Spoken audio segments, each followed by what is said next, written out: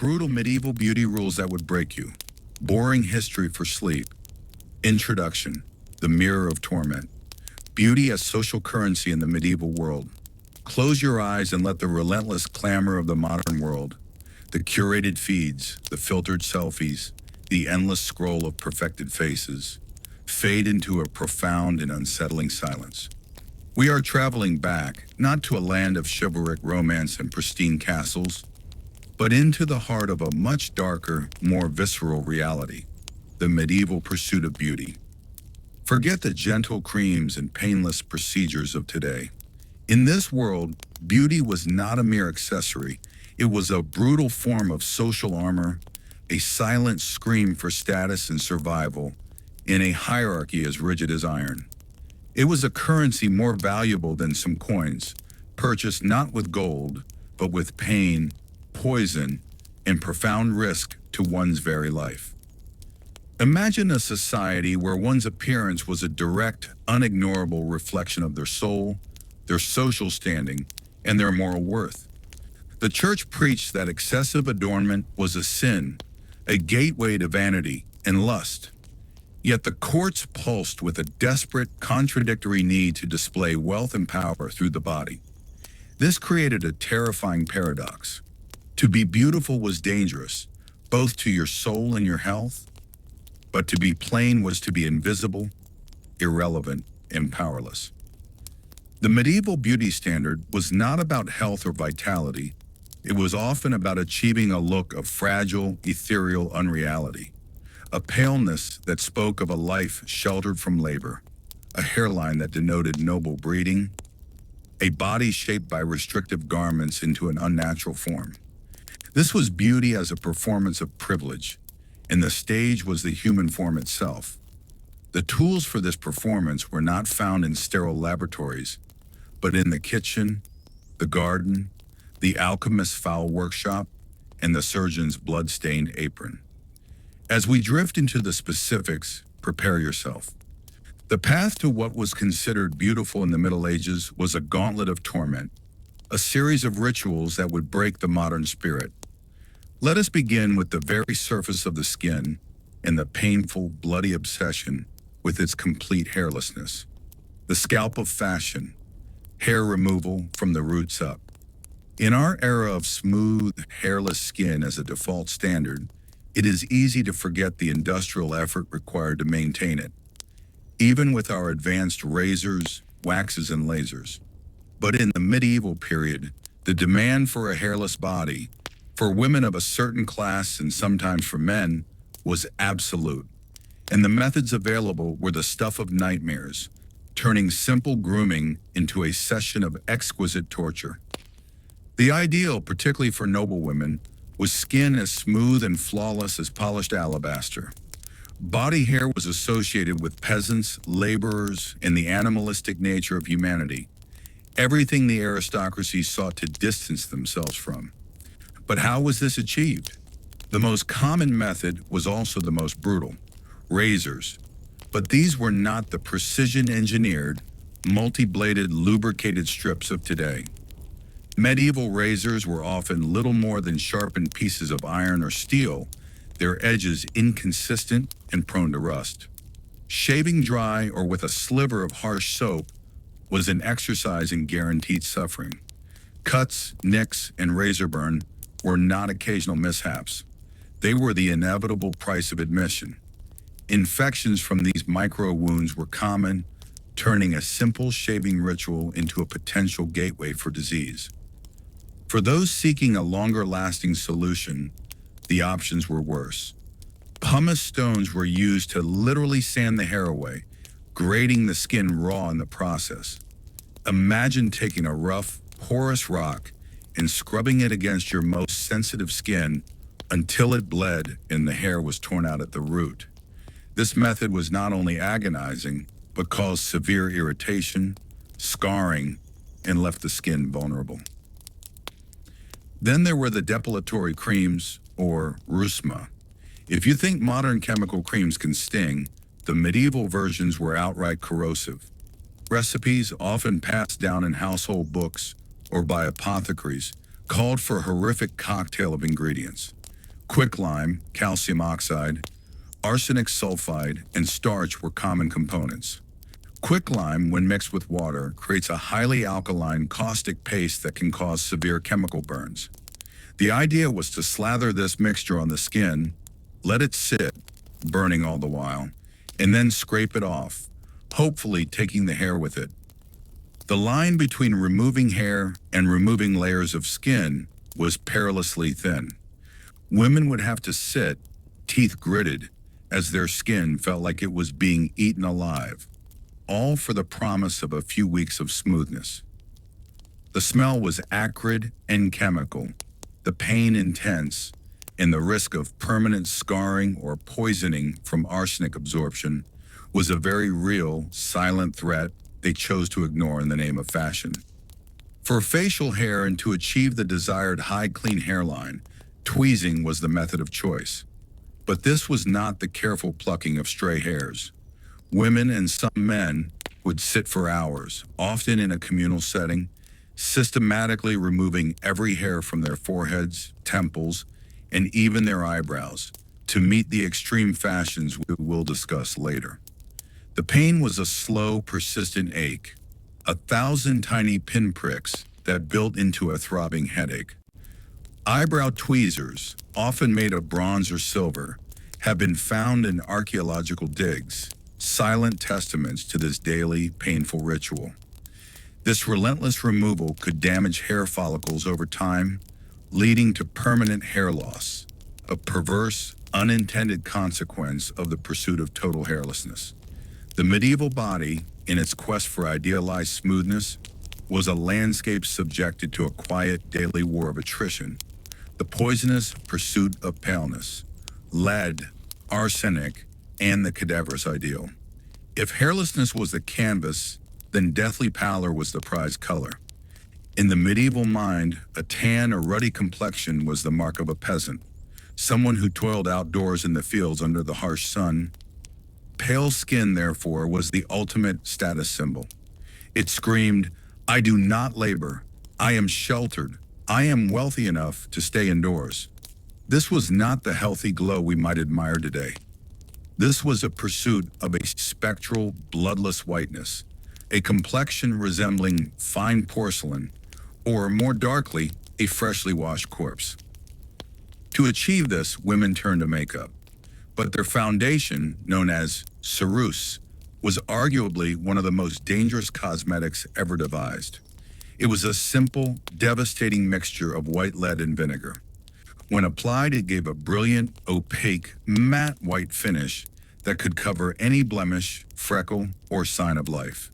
It was the perfect mask. It was also a slow-acting poison. Well, lead is a neurotoxin. Applied daily over years, it absorbed through the skin, entering the bloodstream. The effects were cumulative and horrific. Users suffered from chronic headaches, stomach pains, and muscle weakness. Their gums would develop a telltale blue line, Burton's line. Their teeth would rot and fall out. Over time, lead poisoning led to personality changes, insanity, paralysis, and eventually death.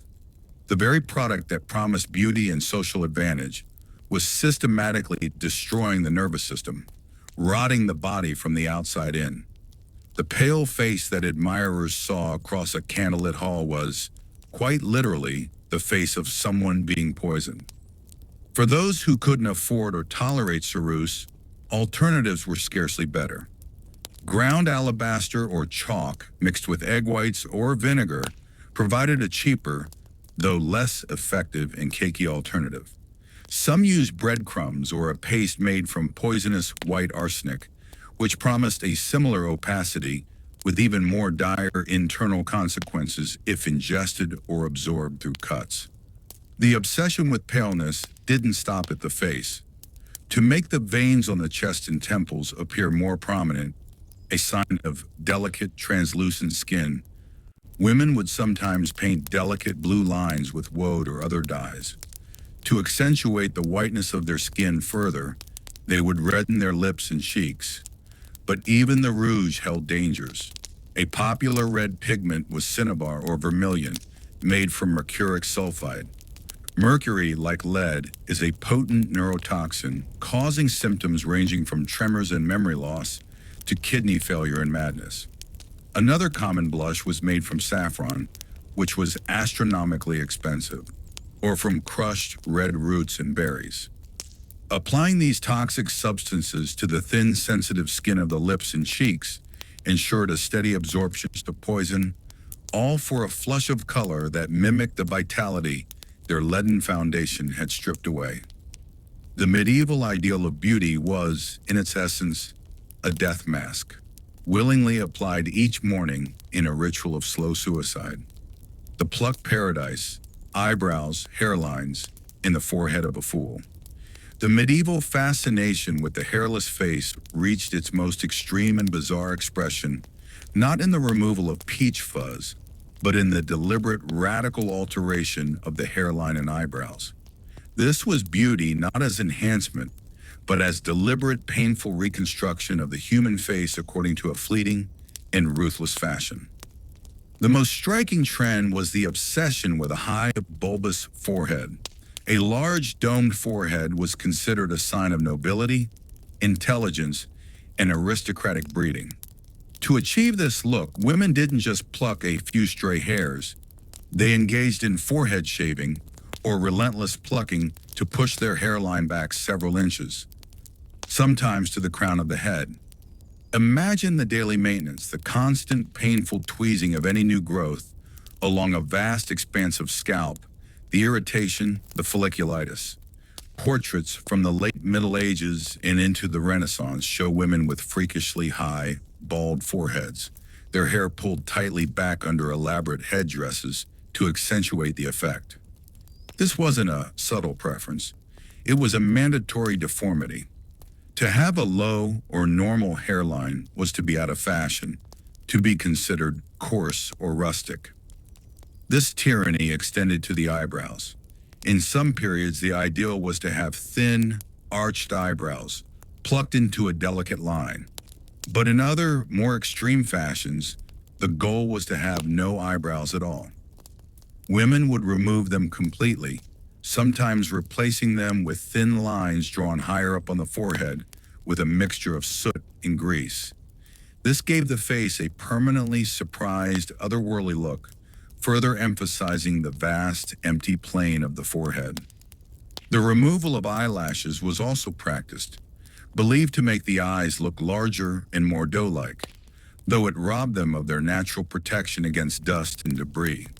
The combined effect of a shaved hairline, missing eyebrows, and plucked lashes created a face that was alien, mask-like, and utterly devoid of the natural framing and expression that hair provides. It was a face stripped of its humanity and repainted according to a cold, geometric ideal.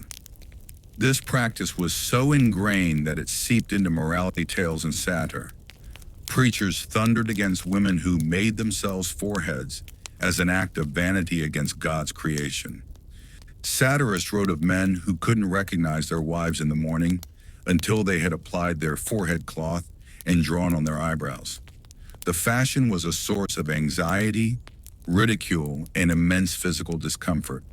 A perfect example of how beauty standards can force people to mutilate themselves to fit in. The pain of the tweezers was a small price to pay for the social pain of being ostracized for a low brow or bushy eyebrows. The face had become a fortress, its natural borders erased and redrawn in a painful, daily siege against nature itself. A mouthful of rot, dental care, and the perfumed lie. While the face was painted with poison, the reality beneath, the mouth and teeth, was a hidden world of decay and agony. Modern dentistry was centuries away, and the medieval understanding of oral hygiene was a chaotic mix of superstition, painful practicality, and utter neglect. The sugar-laden diets of the wealthy, combined with a lack of effective cleaning, meant tooth decay, gum disease, and tooth loss were rampant, often starting in young adulthood. The concept of brushing teeth did exist, but the tools were primitive. People used chew sticks, twigs frayed at one end, or cloths rubbed with abrasive powders. These powders were the real problem. A common dentifrice might contain crushed brick, salt, ashes, pulverized oyster shells, or even pumice. Imagine taking a gritty, harsh paste and scrubbing it against your enamel with a stick. It would remove some surface stains, but over time, it would also wear away precious enamel, exposing the sensitive dentin beneath and accelerating decay. Some recipes called for honey or fruit juices to sweeten the paste, which only fed the bacteria causing the problems. For bad breath, the solution was not to treat the cause, rotting teeth or gum disease, but to mask it. People chewed on strong-smelling herbs like parsley, mint, cloves, or fennel seeds. They used mouthwashes made from vinegar, white wine, or even urine, believed to have ammonia-like cleansing properties. The rich might use expensive spices like ground cinnamon or cardamom, but these were mere perfumes for a festering wound. The underlying infection would continue, leading to abscesses, incredible pain, and systemic illness. When a toothache became unbearable, often described as one of the worst pains imaginable, the only solution was extraction. This task fell to the local barber surgeon, the blacksmith, or even a traveling tooth drawer at a fair. These men had no anesthetic beyond perhaps strong ale or a knock on the head. Their tools were pliers-like instruments called pelicans, or dental keys, designed to clamp onto a tooth and wrench it out through a combination of brute force and leverage. The procedure was horrifyingly traumatic, often breaking the jaw or leaving shattered roots in the gum that would lead to further infection. It was a public spectacle of agony. For the vain, the loss of teeth was a social disaster, particularly for the front teeth. This led to the early practice of dentistry as prosthesis. False teeth were crafted from wood, bone, or ivory, or even from the teeth of executed criminals or the poor who sold them. These were not implanted, but were tied to adjacent healthy teeth with wire or silk thread.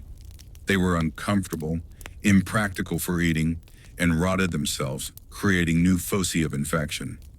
They did little more than fill a gap in a smile that likely hid a constant low-grade pain and the metallic taste of blood and pus. The medieval mouth was a dark, painful cavern, its problems masked by perfumes and its agonies solved with crude, brutal violence. The sweet smile was often a literal lie, hiding a world of rot. Bathing in sin, the church, filth, and layered perfumes. One of the most pervasive myths about the Middle Ages is that everyone was filthy. The reality is more complex and far more contradictory, rooted in a terrifying collision between medical theory, religious doctrine, and practical necessity. The result was a society that often chose to be dirty, believing it was safer, holier, and more medically sound than being clean. The classical Roman tradition of public baths had faded, associated with pagan decadence and later with the spread of disease like the Black Death. But the more significant barrier to cleanliness was church doctrine. The church taught that excessive attention to the flesh was a sin of vanity and pride. Nudity, even in private bathing, was dangerous as it could lead to lustful thoughts. Saint Benedict declared that bathing should be permitted only rarely and for the sick. Monks and nuns were encouraged to see dirt as a form of mortification, a way to humble the sinful body. Cleanliness was not next to godliness. Filth was. Compounding this was a prevailing medical theory based on the four humors. It was believed that the body was protected by a layer of good dirt, and that bathing, especially in hot water, opened the pores. This, they thought, allowed miasma, bad air and disease, to enter the body more easily. Water itself was often considered dangerous, as it could carry sickness. To bathe was to make oneself vulnerable. For the aristocracy, who had the means, occasional bathing did occur, but it was a major, infrequent event. A wooden tub would be dragged into a chamber, lined with sheets, and filled with hot water that had to be hauled from the kitchen. Herbs and flowers might be strewn in the water to mask body odor. Bathing was often a social, even semi-public affair, with attendants and sometimes guests present. For the vast majority, a full-body immersion might happen a few times a year, if that. So how did they manage? Spot washing was key. People would wash their hands and face daily, and their feet occasionally.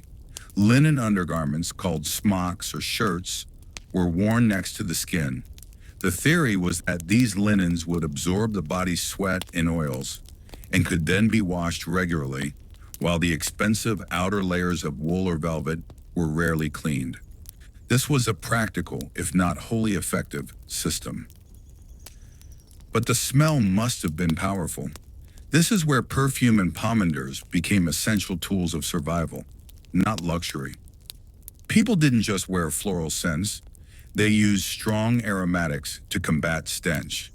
They would carry balls of ambergris, musk, or cloves, pomanders, to hold to their noses in crowded places. Clothing and gloves were stored with dried herbs like lavender and rosemary.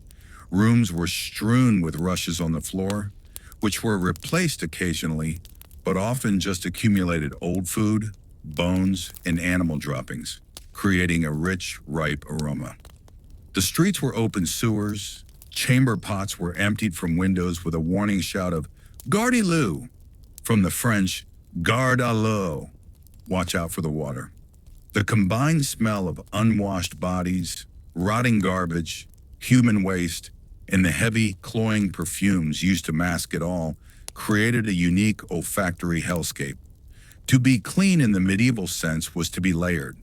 A base of old sweat and soiled linen, covered by expensive fabrics, all shrouded in a cloud of perfume, powerful enough to make the eyes water.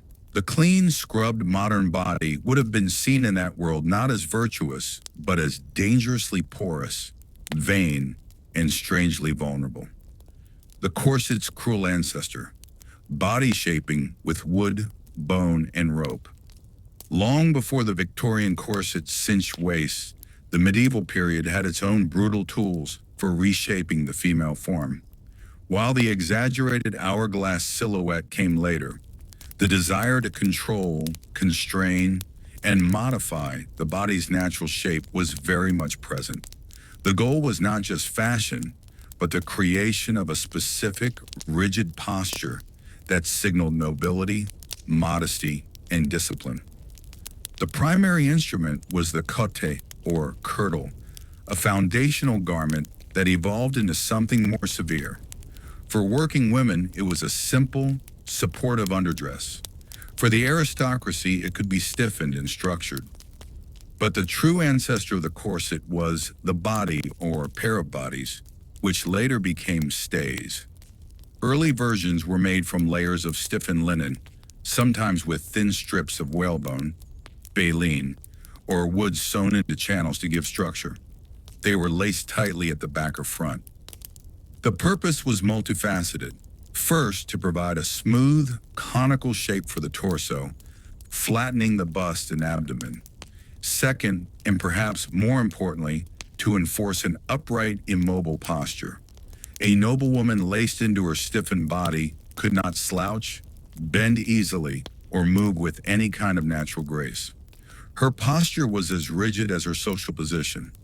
This physical constraint was a visible sign that she did not engage in manual labor. Her body was for display, not function. The constant pressure on the ribs and organs could cause digestive issues, difficulty breathing deeply, and muscle atrophy. Over years, it could even permanently deform the rib cage. For men, shaping was also in vogue, though focused on different areas. Hose, tight-fitting leggings, were often worn, and to accentuate the calves and thighs, men would sometimes pad them. But the most revealing male fashion was the codpiece. Starting as a simple triangular flap to cover the opening in the hose, it grew, both literally and figuratively, into a bombastic, padded, and often ornate symbol of masculine virility and aggression. It could be embroidered, jeweled, and shaped into absurd proportions, making it a focal point of male attire. It was less about comfort and more about a blatant, arrogant display of male power and sexuality. Beyond these garments, the entire wardrobe was a form of soft imprisonment. Women's headdresses, like the steeple hennin or the butterfly veil, were often heavy, required pins that stabbed the scalp, and limited peripheral vision. The long trailing sleeves of upalandams for both sexes were impractical and wasteful of fabric, a sheer display of wealth.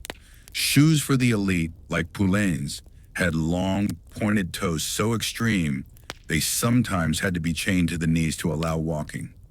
They caused bunions, trips, and falls. The medieval body, particularly the aristocratic body, was not a free entity. It was a mannequin, laced, padded, pinned, and shaped by its garments into a walking symbol of its owner's status. Comfort was not just irrelevant, it was antithetical to the purpose. Discomfort was the point, a constant personal reminder of the constraints of one's role, worn on the skin and felt in every labored breath. Cosmetic concoctions of death, belladonna, mercury, and urine. Beyond the lead and mercury already poisoning faces, the medieval beauty arsenal was filled with other natural and naturally toxic ingredients, each promising a specific effect with little regard for the consequences. These were the era's active ingredients, brewed in kitchens and apothecaries from recipes that mixed folk wisdom with sheer hazard. For the eyes, the desire was for a wide, luminous, seductive gaze. To achieve this, women used drops of belladonna, also known as deadly nightshade.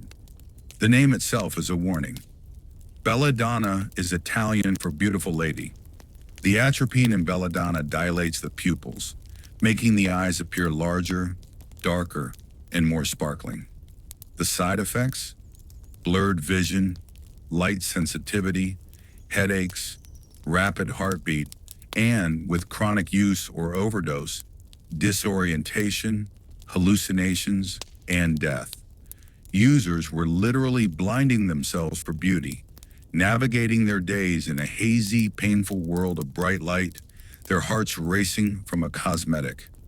For skin ailments like acne, scars, or freckles, which were despised as sunspots, a common treatment was mercury ointment. Mercury was believed to have peeling and cleansing properties. It would indeed corrode the top layers of skin, perhaps removing a blemish, but it would also cause redness, swelling, and irritation. With prolonged use, the mercury would absorb into the body, leading to mercury poisoning, neurological damage, kidney failure, and the infamous Mad Hatter tremors and mental instability. Sulfur was another popular, if foul-smelling, ingredient for skin treatments. Animal products were ubiquitous. Swan's fat, bat's blood, and marrow from various creatures were thought to convey their properties to the user. Human urine, due to its ammonia content, was used as a cleanser and in some bleaching solutions for hair or skin. Perhaps one of the most psychologically telling practices was the use of virgin's milk. Not actual milk, but a cosmetic wash often containing lactic acid, found in sour milk, or sometimes just perfumed water. The name connected the product to ideals of purity, youth, and innocence. It was a marketing ploy rooted in powerful symbolism, promising to restore a state of maidenly bloom. Hair care was equally perilous. To lighten or bleach hair, women would sit for hours in the sun wearing wide-brimmed crownless hats called chaplets, with their hair pulled through the top and slathered with lye or vinegar and lemon juice mixtures. Lye, a caustic potash, could easily burn the scalp and damage the hair, leaving it brittle and straw-like. For red tones, henna or saffron was used. For black hair, dyes often contained lead or silver salts. These concoctions were not made by evil witches in forests. They were everyday recipes found in respected household manuals and apothecary books. The line between cosmetic and poison, between remedy and toxin, was virtually non-existent. The pursuit of beauty required a fearless or desperately ignorant willingness to experiment with the most dangerous substances the natural and alchemical world could provide. Each application was a gamble, a small pact with toxicity for the sake of an ideal that was, itself, a kind of societal sickness. The surgeon's butchery, barber surgeons, and beauty procedures. When cosmetics failed, or when a more permanent solution was desired, one might turn to the medical professional of the day, the barber surgeon. This figure, often operating out of a shop marked by the iconic red and white striped pole, symbolizing blood and bandages, was a hybrid of hairdresser, dentist, and surgeon. His training was via apprenticeship, not university, and his tools were basic: knives, saws, cautery irons, and pliers. Anesthesia was primitive: opiates, alcohol, or simply being held down. Antiseptics were unknown, and the concept of germ theory was centuries away. Any procedure was a gamble with death. For beauty, his services were dire. The most common procedure we've already touched upon: tooth extraction, a brutal public affair. But barber surgeons also performed bloodletting, which was believed not just for illness, but to achieve a fashionable pallor and to balance the humors for a clearer complexion. A patient might be bled regularly as a cosmetic regimen, weakening them and making them genuinely, dangerously pale. They also dealt with skin issues. To remove warts, moles, or scars, they might use a cautery iron, a metal rod heated in a fire until it glowed red, and sear the growth off. The pain would be excruciating, the risk of infection and severe scarring high. For less severe blemishes, they might use acidic paste or abrasion, effectively chemically or physically burning the skin. Hair restoration was another desperate field. For baldness or a receding hairline, a disaster in a fashion that prized high foreheads for women, barber surgeons offered ointments made from bear fat, pepper, or crushed beetles, which did nothing. More aggressively, they might practice cauterization of the scalp, burning the skin in patterns to irritate it into hair growth, a painful and futile process. Perhaps the most terrifying beauty-adjacent procedures were attempts at what we would now call plastic surgery, though the term is too kind. In a world where syphilis, the great pox, ran rampant in later centuries, it could eat away at the nose, lips, and palate. Barber surgeons attempted reconstructions. The Italian method for nose reconstruction, described by Gasparo Tagliacozzi in the 16th century, was a glimpse of nascent skill. It involved grafting skin from the patient's upper arm onto the face, with the arm bound to the head for weeks in a tortured pose until the graft took. But earlier and more common methods were barbaric. Some would take skin flaps from the patient's cheek or forehead, or even use skin from a slave or corpse, which would almost always be rejected. These procedures were agonizing, often fatal from infection, and if the patient survived, the results were usually horrific. The barber surgeon's chair was a place of last resort, where the desire to correct a flaw, alleviate pain, or conform to beauty standards met the stark, bloody reality of pre-modern medicine. It was a transaction where the currency was agony, and the price was often a life. The very idea of elective surgery for beauty was unthinkably dangerous. Yet people, driven by social desperation, still submitted to the knife, the saw, and the red-hot iron. The sumptuary laws, legislating your ugliness. The torment of medieval beauty was not just a social pressure. It was, at times, the law. Across Europe from the 13th century onward, kingdoms and city-states enacted sumptuary laws. These were detailed, complex statutes designed to regulate who could wear what, based strictly on their social rank, profession, and income. Their purpose was multi-layered: to maintain clear visual class distinctions, to prevent social climbers from dressing above their station, and to curb what was seen as ruinous spending on foreign luxuries, like silks, furs, and certain dyes. These laws made the beauty game even more cruel and inescapable. They legislated ugliness and plainness for the lower orders. A prosperous merchant's wife might have the wealth to buy vibrant scarlet cloth, the most expensive dye from kerm insects, or ermine fur, but the law might forbid her from doing so. That color or fur was reserved for the countess or duchess. She might be restricted to cheaper dyes like russet, brown, or blue, and to common furs like rabbit or cat. The laws were incredibly specific. An English law in 1363 dictated that plowmen and ox herders were to wear only blanket, rough wool, and linen with no girdles, belts of silver. Merchants and artisans below a certain wealth could not wear furs, silk, or silver jewelry. The length of a man's pointed shoes, poulains, was legally tied to his social rank.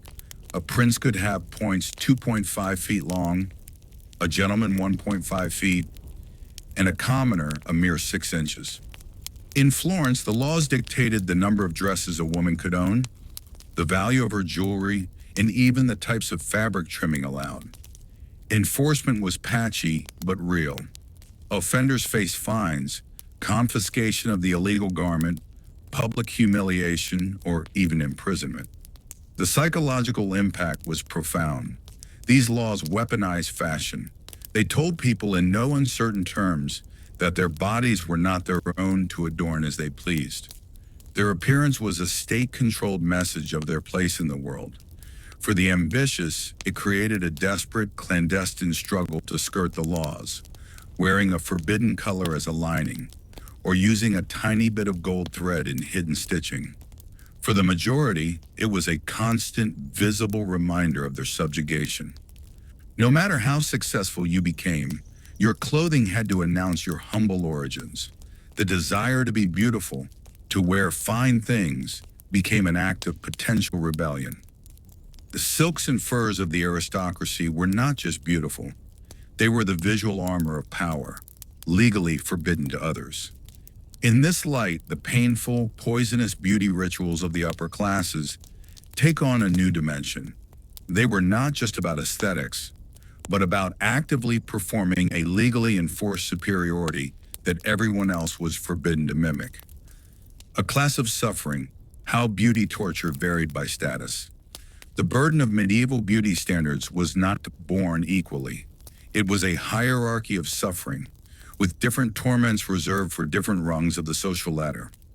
While the aristocracy endured the most extreme and toxic practices, the peasantry and middle classes faced their own unique, often more physically damaging, set of constraints and pressures.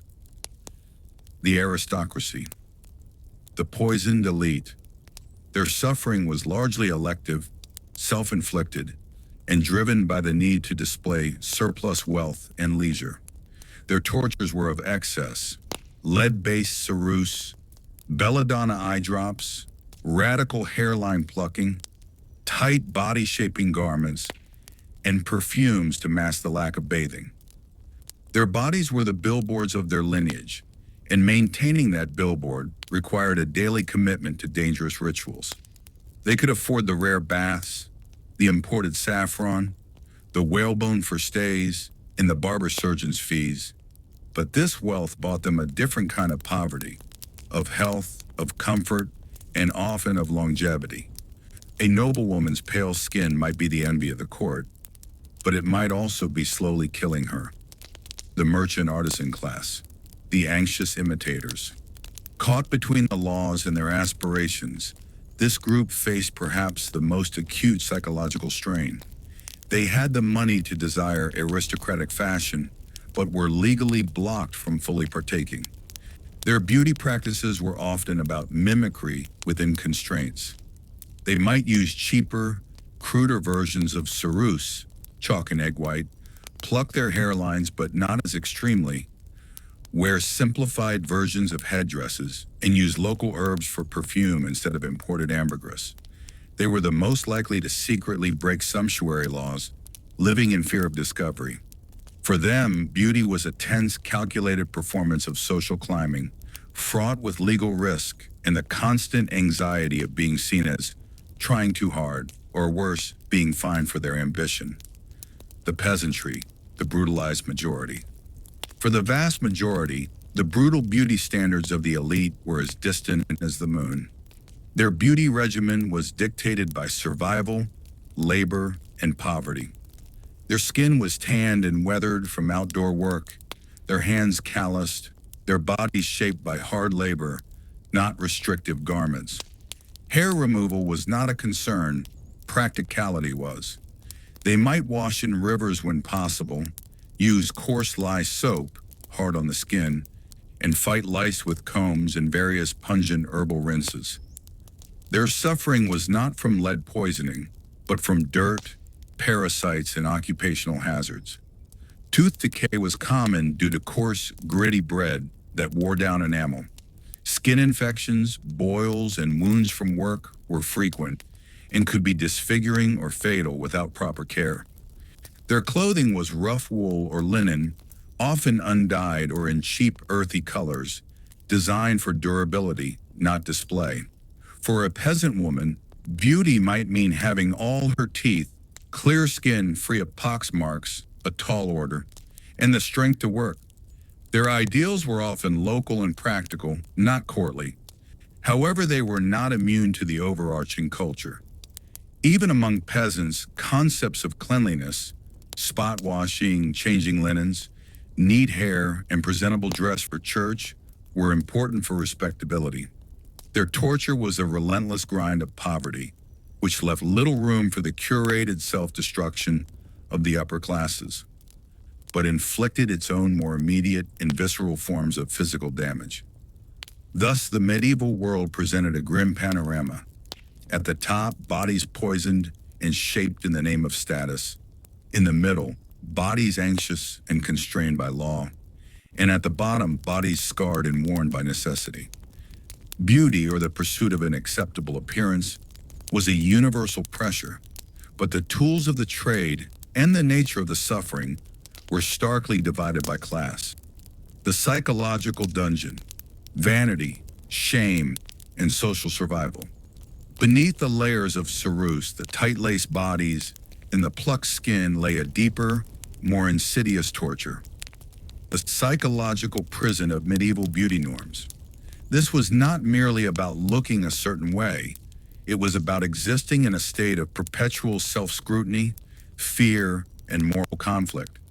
The pursuit of beauty was a tightrope walk over a chasm of shame. Damned if you did, damned if you didn't. First, there was the theological guilt. The church's condemnation of vanity was relentless.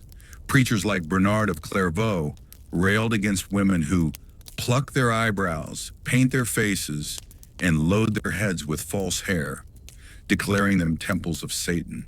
To engage in these beauty rituals was to risk eternal damnation for the sin of pride. Yet to appear at court looking plain was to risk social and sometimes marital ruin. Women and fashion-conscious men lived in a state of cognitive dissonance, believing they might be beautifying their bodies at the cost of their souls. Every application of makeup was a small act of defiance against God, as they understood it, creating a deep undercurrent of anxiety. Then there was the social shame. In a world where appearance was a direct readout of character, a blemish was not just a flaw, it could be a moral failing. A pimple might be seen as a sign of impurity, a ruddy complexion as evidence of a choleric, angry temper. The pressure to maintain the flawless, hairless, pale ideal was immense because any deviation could be weaponized by rivals. Gossip was a powerful tool, and rumors about a woman's use of cosmetics to deceive or about a man's effeminacy could destroy reputations. The constant comparison to an impossible standard fostered insecurity and self-loathing. The mirror, when it existed, was not a friend but a harsh critic, reflecting not just one's face, but one's social worth and moral standing. This created a culture of deception and performance.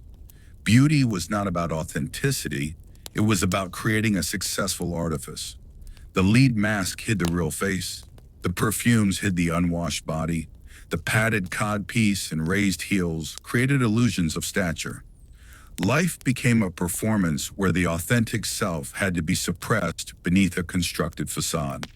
The psychological strain of maintaining this facade, ensuring the makeup didn't crack, the posture didn't slump, the perfume didn't fade, was exhausting. It demanded constant vigilance. For women, the stakes were terrifyingly high. Their marriageability, their family's alliances, and their entire economic security could hinge on their perceived beauty and adherence to fashion.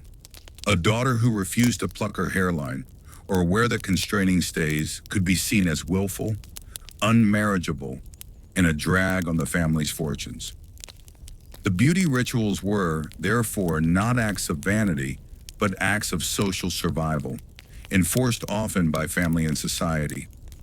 The pain of the tweezers was less than the pain of ostracization. The medieval mind, trapped between heavenly judgment and earthly expectations, was thus caught in a psychological dungeon. The walls were built of preached dogma and social censure. The chains were fashioned from fear of shame and necessity of survival. To seek beauty was to navigate this dungeon daily, knowing that any misstep could lead to condemnation, ridicule, or ruin. The true brutality of medieval beauty rules lay not only in the physical harm they inflicted, but in the silent, relentless war they waged on the spirit. Legacy of pain: how medieval beauty ideals haunt us today.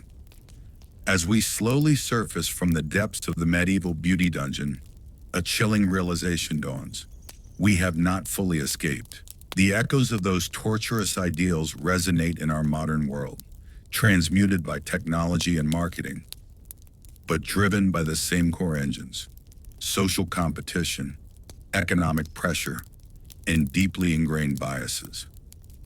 The methods are less immediately lethal, but the psychological architecture of suffering remains hauntingly familiar. The most direct descendant is the prioritization of paleness in many cultures, which persisted for centuries and still holds a sway in parts of the world today.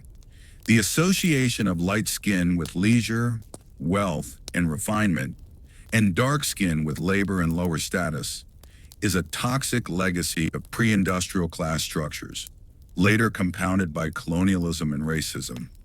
The global multi-billion-dollar skin lightening industry, with its own risks of mercury and hydroquinone poisoning, is the direct, grim heir to the Sarus pot. The obsession with hair removal has not only continued but intensified, becoming a default expectation for women across much of the globe. While our razors and lasers are safer, the social mandate is as strong as ever. The medieval association of body hair with animality and uncleanliness persists in modern advertising, which sells hair removal products by promising smooth, clean, and feminine skin. The pain of waxing and laser treatments is a direct, accepted continuation of the ancient ritual. The restrictive garment has evolved but not vanished. The corset gave way to the girdle, then to waist trainers, extreme shapewear, and today's often punishing standards of thinness. While we no longer use whalebone, the pressure to mold the body into an unnatural shape through diet, exercise, or surgery creates its own forms of physical and psychological harm, from eating disorders to the health risks of cosmetic procedures. The perfect silhouette changes, but the demand for conformity does not. Narration: the culture of toxic concoctions is alive and well in the unregulated world of some modern cosmetics and wellness products. While regulation has eliminated lead and mercury from legitimate products, the allure of dangerous, quick-fix solutions persists.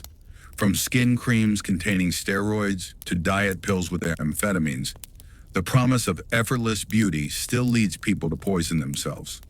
The modern equivalent of belladonna might be the misuse of botulinum toxin, Botox, or poorly regulated filler injections, which can lead to disfigurement and health issues. Most profoundly, the psychological framework remains intact. The medieval person looked in the mirror, or a polished metal sheet, and saw a reflection of their social and moral worth. We look into our phone screens and see a reflection of our social media worth. a quantified, liked, and compared version of ourselves. The pressure to curate a flawless, public-facing facade is arguably more intense and pervasive than ever.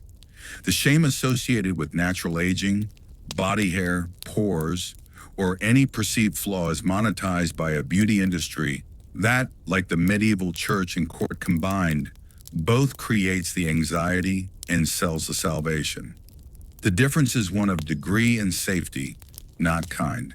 We have swapped lead for parabens, barber surgeons for board certified, but sometimes still profit-driven, cosmetic surgeons, and sumptuary laws for the subtler, more powerful laws of algorithmic social pressure and influencer marketing. The dungeon walls are now digital, but for many, they feel just as inescapable. The medieval period teaches us that beauty standards are rarely about aesthetics alone. They are about power, control, economics, and deep-seated fear. Recognizing these ancient ghosts in our modern rituals is the first step toward breaking a cycle of torment that has persisted, in one form or another, for a millennium. Conclusion: escaping the dungeon. Reflecting on the true cost of a trend. As our journey through the brutal beauty regimes of the Middle Ages concludes, we are left not with a simple historical curiosity, but with a profound and unsettling reflection on the human condition. We have traversed a landscape where the quest for acceptance and status led people to willingly endure poisoning, mutilation, agonizing pain, and even risk death. The medieval face, painted with lead and belladonna, was a mask hiding not just skin, but a deep societal sickness. A sickness that prioritized rigid hierarchy, enforced conformity, and valued symbolic perfection over human health and comfort. The true horror of these practices lies in their banality. They were not the actions of a few eccentric extremists.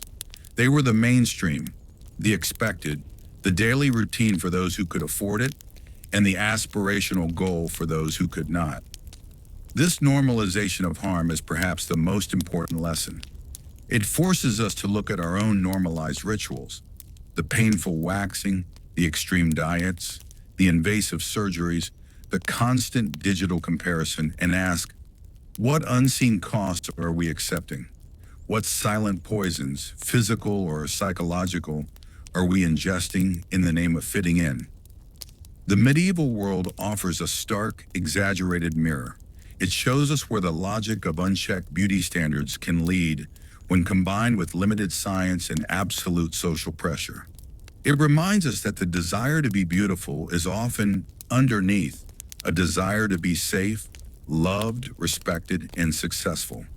When a society makes those things contingent on a narrow, painful, and often unattainable physical ideal, it creates a system of widespread, silent suffering. Escaping the dungeon, then, is not about rejecting beauty or self-care. It is about cultivating a critical eye. It is about questioning why a certain look is ideal, who benefits from that ideal, and what it asks us to sacrifice. It is about recognizing the ghosts of Cerus and the corset in our contemporary trends and choosing, whenever possible, to value well-being over conformity, authenticity over artifice, and the health of the living body over the cold demands of a fleeting fashion. As the echoes of this dark history fade, let them leave behind not a sense of superiority for our modern age, but a sense of vigilance. The tools may have changed, but the human heart, with its vulnerabilities to shame and its yearning for belonging, has not. The true measure of our progress will be found not in the sophistication of our cosmetics, but in our collective ability to build a world where the price of beauty is no longer a piece of one's soul or one's health. The journey out of the dungeon is long, but it begins with a single revolutionary act: seeing the chains for what they are and daring to imagine a self that exists without them. Now let the weight of this history settle upon you. Let the images of lead-painted faces and tightly laced bodies dissolve into the quiet of the room. The past is a foreign country, they say, but its shadows are long. As you drift towards sleep, carry with you not the horror, but the hard-won wisdom that you inhabit a body of your own in a time of your own. And perhaps in that simple truth, there is a beauty far more profound and lasting than any the Middle Ages could ever have conceived. Sleep well. The Alchemist's Workshop, Perfumery, Alchemy, and the Quest for the Elixir of Youth. Beyond the visible applications of toxic makeup and painful hair removal, the medieval pursuit of beauty was deeply entwined with the mystical and proto-scientific world of alchemy. Alchemists, often working in shadowy workshops filled with strange apparatus, sought not only to transmute base metals into gold, but also to discover the elixir of life, a potion that could grant immortality and perpetual youth. While the grand elixir remained elusive, their experiments yielded countless aromatic waters, medicinal tinctures, and cosmetic preparations that fed the beauty rituals of the elite. The process of creating distilled perfumes and aquavitae, spirits, was a direct offspring of alchemical research. The invention of the coiled condensation alembic in the Middle Ages allowed for the more efficient extraction of essential oils from roses, lavender, citrus, and herbs. These aromatic waters were prized not just for masking odor, but were believed to have therapeutic and beautifying properties when applied to the skin or ingested. Rose water was used as a skin tonic and a delicate perfume, a far cry from the heavy, animalic scents of musk and ambergris. However, the alchemical mindset also bred extreme and bizarre recipes. The search for rejuvenation led to experiments with gold in consumable forms, as gold was considered the most perfect and incorruptible metal. Alchemists created aurum potabile, drinkable gold, a colloidal suspension of gold particles purported to restore youth and vitality. In reality, consuming gold can lead to heavy metal poisoning. Other recipes called for powdered pearls and gemstones mixed into creams or potions, their cost and perceived purity thought to transfer to the user's complexion. The line between pharmacy, cosmetics, and magic was indistinct. Sympathetic magic influenced many recipes. For instance, to cure baldness, one might use an ointment containing fat from a particularly hairy animal, like a bear. To remove redness from the skin, a preparation might include the cooling, white juice of a cucumber or lily root. The doctrine of signatures, the belief that a plant's appearance signaled its use, was paramount. The red juice of beets or pomegranates might be used for lip and cheek color, while the blue of violets could be used to paint veins. Apothecaries and wise women also sold love potions and beauty filters, often containing herbs like mandrake, hallucinogenic and toxic, vervain, or myrtle. These played on the deep-seated belief that beauty was not just a physical state, but a magnetic, almost supernatural force that could be concocted in a bottle. The risk, of course, was that many of these botanicals were potent and could cause illness, hallucinations, or death. Thus, the quest for beauty drove innovation in early chemistry, leading to the foundational techniques of modern perfumery and pharmacy. Yet it was an innovation steeped in danger, superstition, and a desperate alchemical hope that somewhere in a mixture of rare metals, crushed flowers, and distilled spirits lay the secret to halting time itself. This intellectual and spiritual dimension adds another layer to the medieval beauty regime.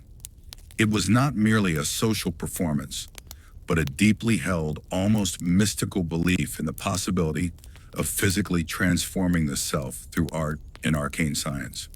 The illuminated mirror, beauty in art, literature, and courtly love. To fully understand the power of these brutal standards, we must see them reflected in the cultural mirror of the age, its art and literature. The medieval ideal of beauty was meticulously codified and perpetuated through illuminated manuscripts, poetry, and the pervasive ideology of courtly love. In the pages of prayer books and romances, artists painted an image of feminine perfection that was both a prescription and a fantasy. The idealized woman had hair, blonde, often flowing and loose for maidens, covered for married women, fine as silk, forehead, high, broad, and domed. Eyebrows, slender arches, sometimes barely there, like a thread. Eyes, clear, bright, and large, often blue or gray. Nose, straight, delicate, and finely shaped. Cheeks and lips, a pure white complexion with a soft, rosy blush on the cheeks and lips like a rose. Neck and body, a long, swan-like neck, slender shoulders, a thin waist, and graceful hands with long fingers. This was not a portrait of a real person, but a checklist of attributes that women were urged to emulate through any means necessary. The pain of plucking and the poison of ceruse were direct attempts to translate this artistic ideal into living flesh. Literature, particularly the poetry of the troubadours and the romances of chivalry, enshrined this ideal and made it the object of obsessive desire. In the tradition of courtly love, the knight pledged himself to a lady, often of higher status, whose beauty was described in these exact formulaic terms. Her beauty was not just pleasing, it was an ennobling force, inspiring courage, poetry, and virtue in her lover. However, this love was almost always unattainable and non-physical, focused on the adoration of the idealized image. The real woman, beneath the makeup and constraints, was irrelevant. It was the symbol that mattered. This created a cruel paradox for noble women. They were exhorted to become these living symbols of perfection, to inspire and be worshipped. Yet the actual embodiment of that symbol required painful, daily artifice. Furthermore, the literature often moralized about beauty. The Romance of the Rose allegorized the pursuit of the beloved as a perilous journey into a garden, with danger, shame, and slander as guards. Chaucer's works are filled with descriptions of characters whose appearances reflect their morals. The perfectly groomed, often vain prioress, or the gap-toothed sensual wife of Bath. Thus, culture did not merely reflect beauty standards, it enforced and romanticized them. It provided the script for the performance. A woman looking at a fresco of the Virgin Mary, often depicted with the same high forehead and delicate features, or listening to a troubadour's song, was being given a clear, inescapable message. This is beauty. This is worth. Your value lies in how closely you can resemble this image. The psychological pressure was immense, transforming the personal grooming ritual into an act of cultural compliance with an impossible painted dream. The dissenting voices, critics, reformers, and the rejection of torture. Despite the overwhelming pressure to conform, the medieval period was not a monolith of silent suffering.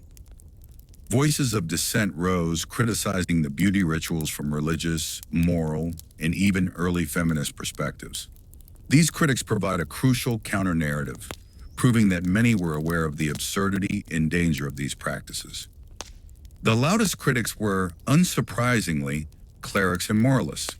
From early church fathers like Tertullian, who wrote scathingly in On the Apparel of Women about the sin of painting the face God gave you, to later preachers like Bernardino of Siena in the 15th century, the message was consistent. Artificial beauty is deception and a ticket to hell. Bernardino would hold public bonfires of vanities, urging women to throw in their makeup, false hair, and mirrors. He famously railed, "You have plucked your eyebrows, you have painted your face. Do you think you can deceive God?" While their primary concern was sin, their tirades often highlighted the physical falseness of the practices. Secular writers also joined the fray. The poet Christine de Pizan, one of the first professional female writers in Europe, offered a more nuanced and empathetic critique. In The Treasure of the City of Ladies, 1405, she advised princesses and ladies to cultivate inner virtue, wisdom, and grace over external, painted beauty. She warned against the foolish pride of excessive adornment and emphasized that true nobility shone from good character and prudent behavior, not from a lead-painted face. Her work represents a powerful female-grounded argument against the beauty tortures of her time. Satirists and poets mocked the ridiculous extremes of fashion. The Ballad of the Big-Toed Shoes made fun of the long polens. Moralizing poems described men who couldn't kneel in prayer because of their tight hose, and women who looked like plucked chickens with their missing eyebrows and hairlines. In the Canterbury Tales, Chaucer gently mocks the vanity of characters like the prioress, whose fastidious table manners and elegant cloak speak of a worldly concern for appearances. Even within the medical community, some warned of physical dangers. While many physicians recommended cosmetics, a few, like Trotula of Salerno, a legendary female physician, wrote practical guides for women's health that focused on hygiene, balanced diet, and simple herbal preparations for the skin, warning against harsh substances. These dissenting voices are vital.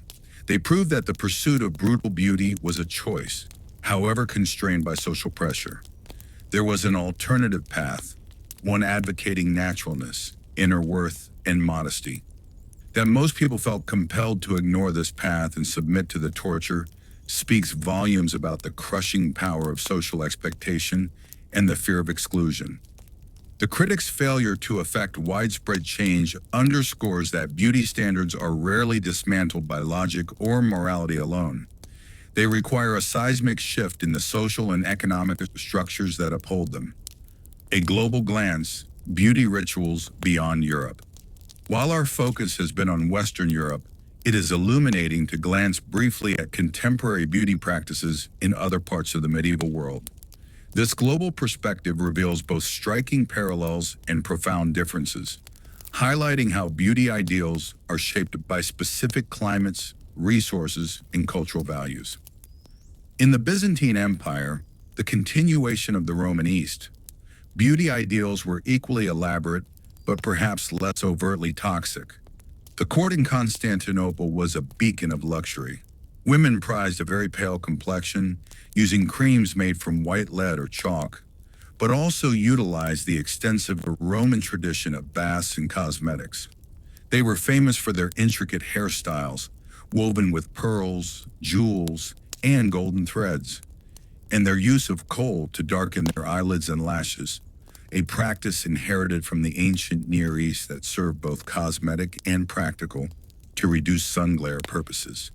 Perfumes were incredibly sophisticated, blending resins like myrrh and frankincense with floral extracts.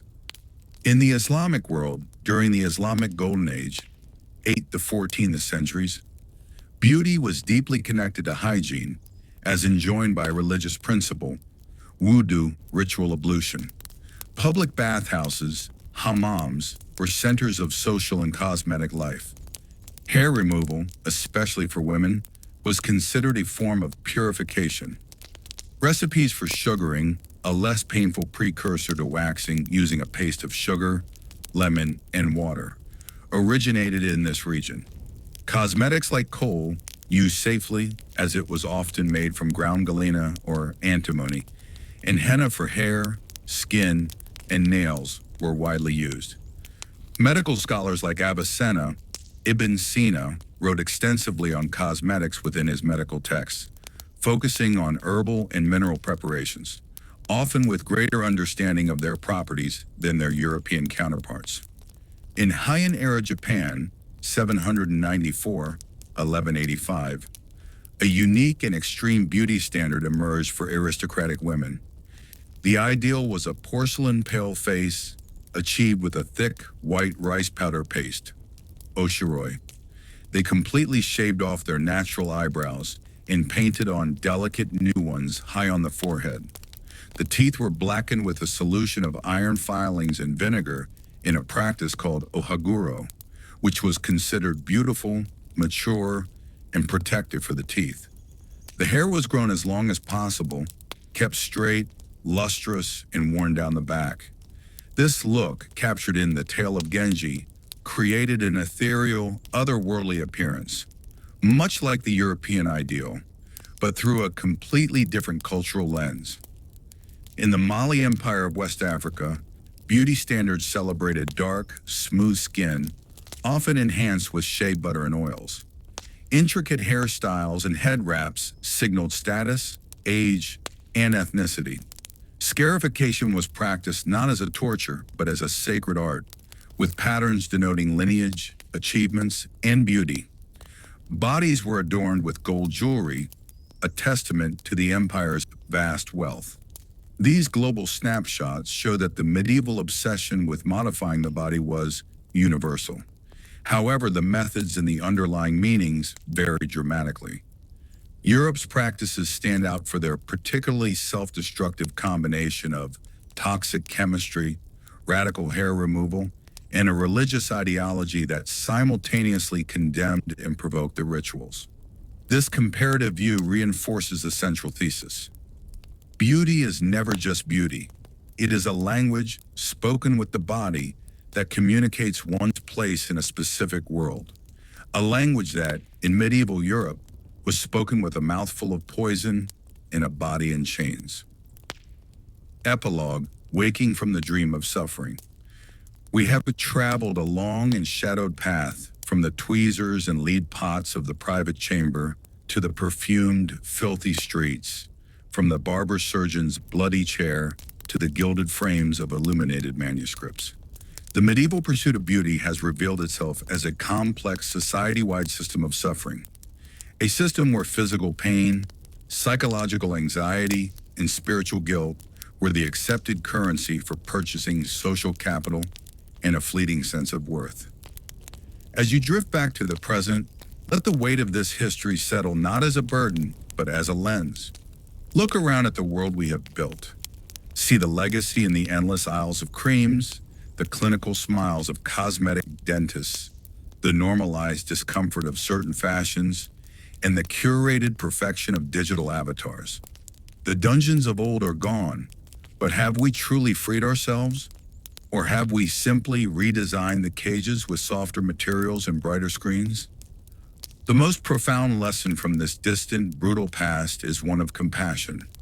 When we judge our own perceived flaws or the choices of others to modify their appearance, we must remember the immense invisible weight of history and social pressure that shapes those choices. The woman in the 14th century applying ceruse and the person today considering a cosmetic procedure are, in a deep sense, kin, both navigating the treacherous waters of belonging in their respective worlds. The final escape from the dungeon begins with awareness. It begins with understanding that the standards we chase are not laws of nature, but constructs of culture, as malleable and as arbitrary as the shaved hairline of a medieval noblewoman. It continues with the courageous act of questioning the cost of valuing the sentient, breathing, feeling body over the silent, static ideal. So as you leave this history behind and return to the quiet of your own thoughts, carry this question with you. What would it mean to define beauty not as a destination reached through suffering, but as a quality of being that includes health, kindness, authenticity, and the gentle acceptance of a body that is alive, changing, and wondrously your own? In that question lies the possibility of a beauty that does not break, but liberates. Sleep now and dream not of painted masks, but of true faces. In all their human, imperfect, and beautiful variety, the brutal standards of the high and late Middle Ages did not vanish overnight, but they evolved, influenced by the catastrophic Black Death and the intellectual and artistic fervor of the Renaissance. The plague, which killed up to half of Europe's population, triggered a profound societal crisis that directly impacted fashion and beauty. In its immediate aftermath, there was a morbid intensification of some trends. The dance macabre motif reminded all of the equality of the grave. This memento mori spirit sometimes manifested in an even more extreme pursuit of pallor, a literal imitation of the corpse. Some historians also argue that the drastic reduction in population increased the value of labor, giving the lower classes more economic power, which in turn led to more frequent and frantic updates of sumptuary laws as the elite tried to cling to visual distinction. However, the Renaissance, beginning in Italy in the 14th century and spreading northwards, gradually ushered in a new, though still often perilous to aesthetic. The medieval ideal of the ethereal, otherworldly saint began to blend with a renewed appreciation for the human form, inspired by classical art. Beauty became slightly more naturalistic, but no less demanding.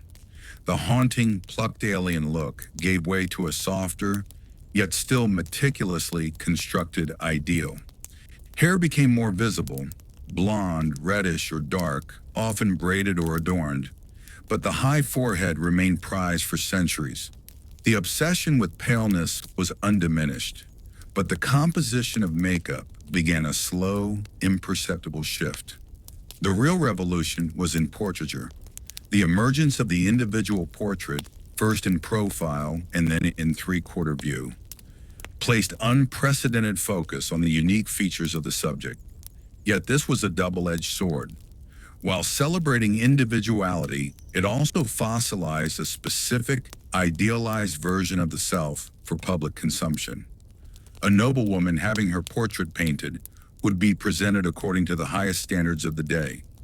Her skin digitally smoothed by the painter's skill, her attire the absolute pinnacle of fashion, her posture perfect. This painted image then became the benchmark she had to live up to in daily life, creating a new kind of pressure. The portrait was not a reflection of reality, but a mandate for it. Furthermore, the Renaissance codified new, specific beauty icons. Figures like Simonetta Vespucci in Florence, or later Elizabeth I of England, became archetypes. Elizabeth's famous look, alabaster skin, reddish gold hair, elaborate ruffs, and a wardrobe of staggering opulence, was copied by every ambitious woman at court.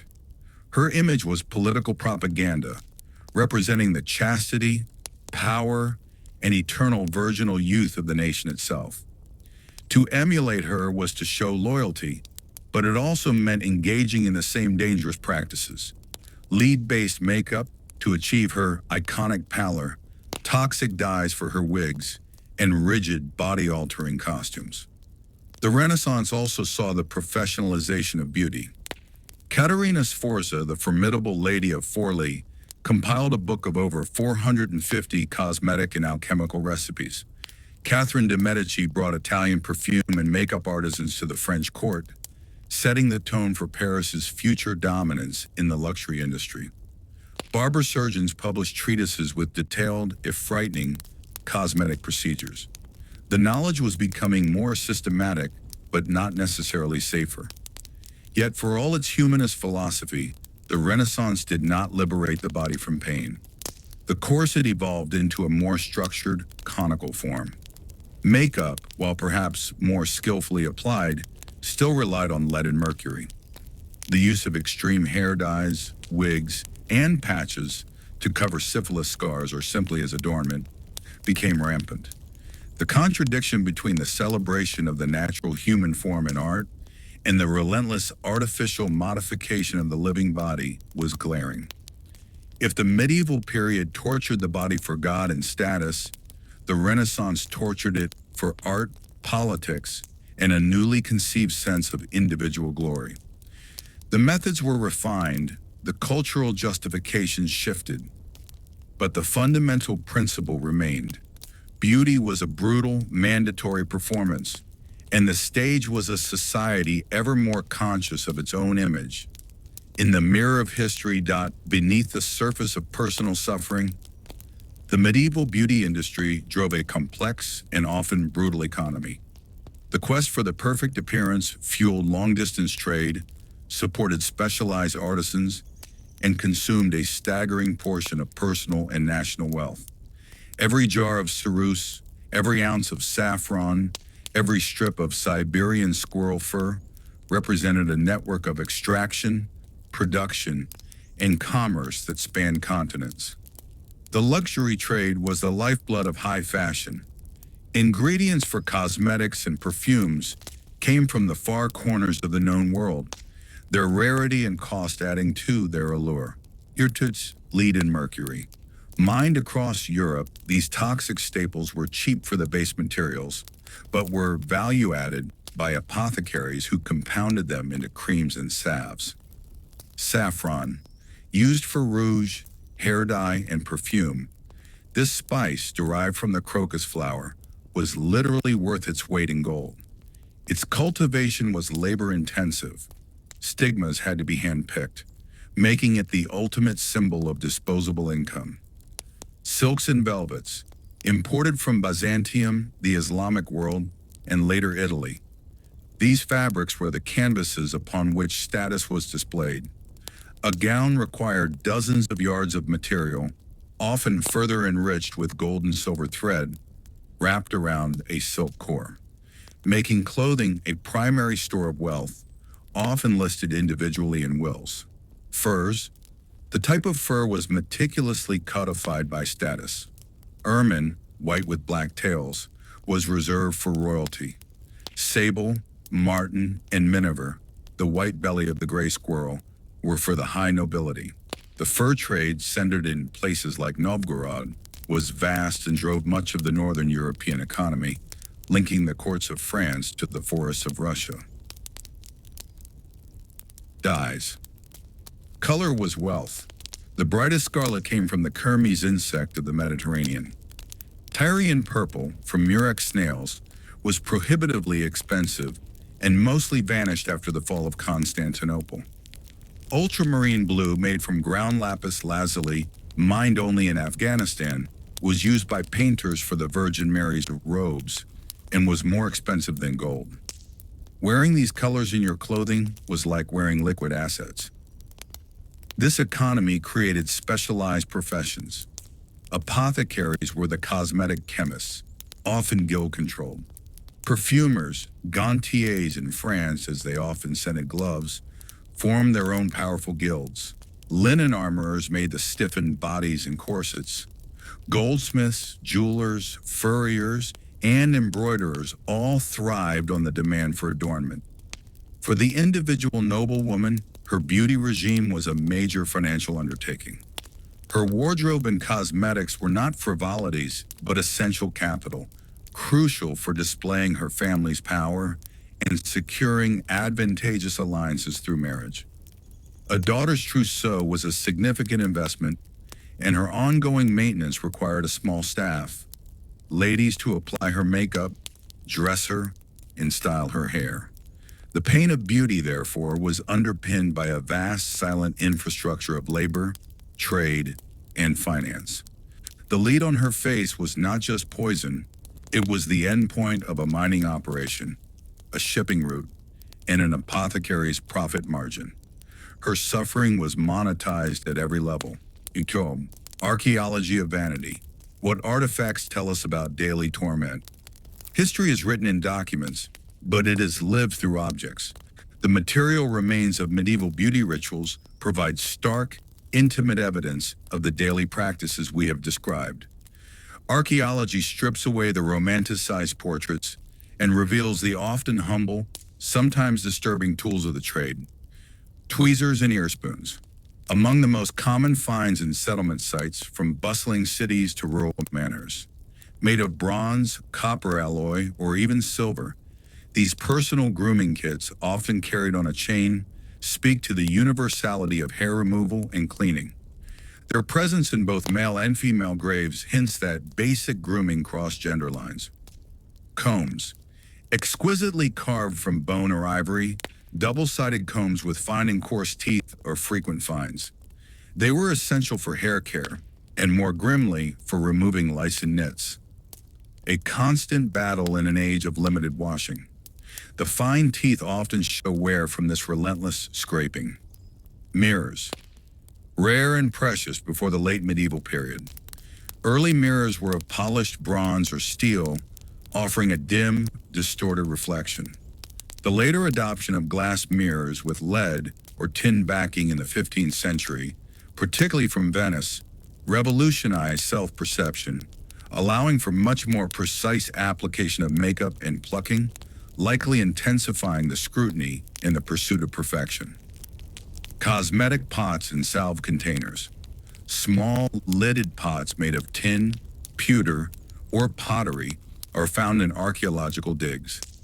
Residue analysis has sometimes detected traces of lead, tin, and other minerals, confirming their use for storing creams and pigments.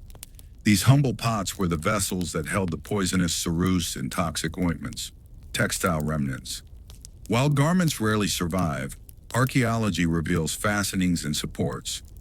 Bone or wooden busks, the stiff front pieces of early corsets, lace chapes, aglets, and countless pins testify to the complex, restrictive nature of dress. The very number of pins needed to secure a headdress and layers of veiling is astonishing. Burial evidence. Skeletal analysis can reveal the physical cost. Severe dental wear from abrasive diets and cleaning powders, signs of chronic lead poisoning in bone composition, and even bone deformation from tight garments, such as modified rib cages in later periods, can sometimes be traced. A 2019 study of a 16th century noblewoman's remains in Switzerland found extremely high levels of gold in her hair, suggesting frequent use of cosmetics or elixirs containing the metal. These artifacts are the silent witnesses. A bone comb, worn smooth by use, connects us directly to a person fighting a daily, itchy battle with parasites. A tiny, corroded tweezer found on the floor of a long-vanished house evokes the image of someone patiently, painfully plucking their brows by firelight. They remind us that history is not an abstract narrative, but an accumulation of millions of mundane, personal moments, many of them uncomfortable, painful, and devoted to the anxious pursuit of an ideal. The pendulum swings. From medieval extremes to Renaissance, rebirth, and reaction, the brutal standards of the high and late Middle Ages did not vanish overnight, but they evolved, influenced by the catastrophic Black Death, 1347 to 1351, and the intellectual and artistic fervor of the Renaissance. The plague, which killed up to half of Europe's population, triggered a profound societal crisis that directly impacted fashion and beauty. In the plague's immediate aftermath, there was a morbid intensification of some trends. The dance macabre, dance of death motif, reminded all of the equality of the grave. This memento mori spirit sometimes manifested in even more extreme pallor, a literal imitation of the corpse. Some historians also argue that the drastic reduction in population increased the value of labor, giving the lower classes more economic power, which in turn led to more frequent and frantic updates of sumptuary laws, as the elite tried. The trajectory from the Renaissance into the Enlightenment and the early modern period reveals not an abandonment of the brutal pursuit of beauty, but a transformation in its justification and methodology.